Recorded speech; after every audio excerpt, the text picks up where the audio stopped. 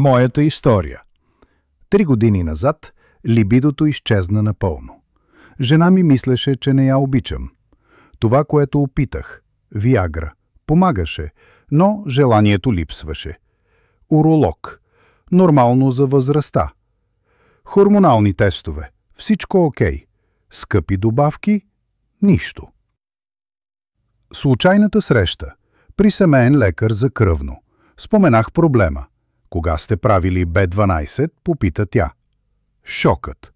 Б12 140 при норма над 300.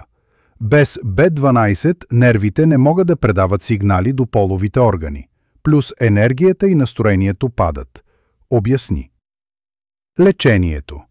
Инжекции веднъж седмично 8 седмици. Резултат след 6 седмици. Либидото се върна като на 30. Енергията експлодира. Естествени ерекции без таблетки. Жена ми отново е влюбена в мен. Защо се случи?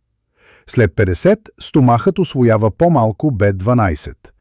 Нервните сигнали към половите органи се блокират. Съвет. Ако сте 45